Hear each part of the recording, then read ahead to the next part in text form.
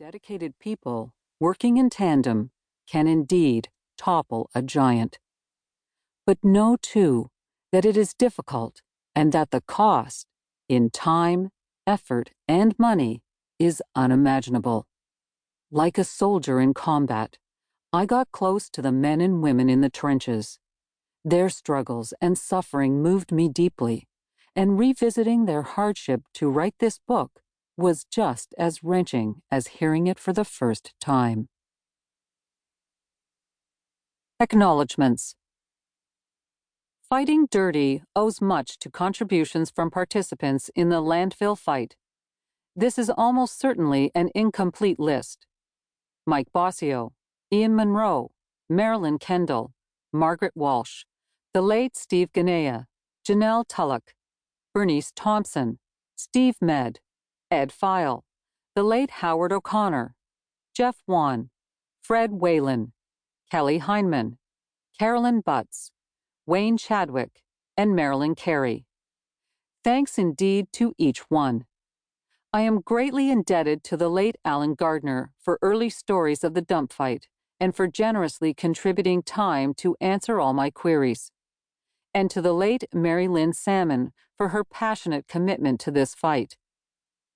Thanks to Trish Ray for education and assistance with Mohawk history, to Kevin Shipley for assistance with geology and other landfill issues, to Wilf Ruland for information on hydrogeology, to archivists Jane Foster and Shelley Respondek, Lennox and Addington Museum and Archives, Sharon White, Hastings County Historical Society, and Amanda Hill, Community Archives of Belleville and Hastings County, for facilitating access to historical data and archival photographs.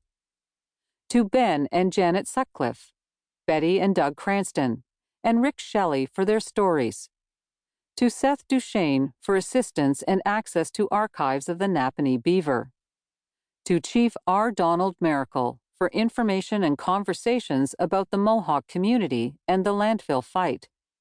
And to Richard Lindgren for the opportunity of working with him on the Richmond landfill case and for guidance and advice throughout.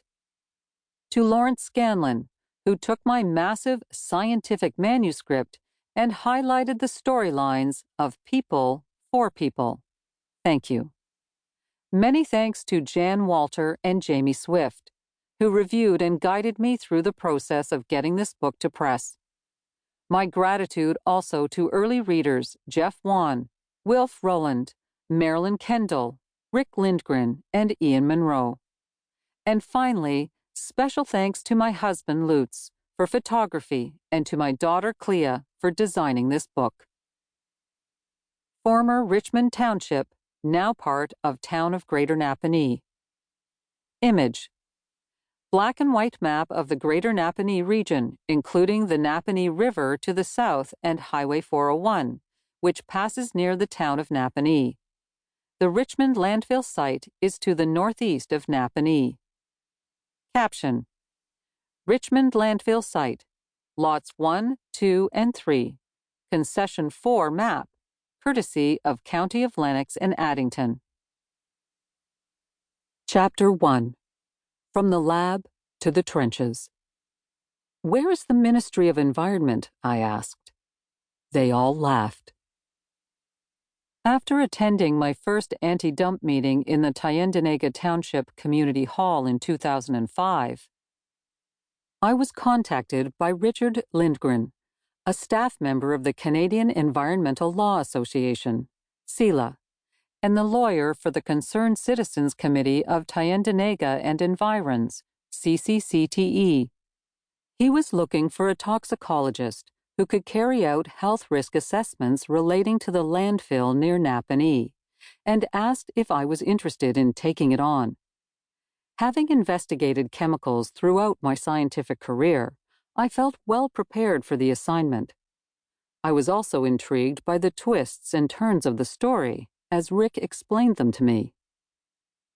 A waste management company had initiated plans for a massive expansion of what had been a small local dump, the Richmond landfill. The first regulatory requirement was to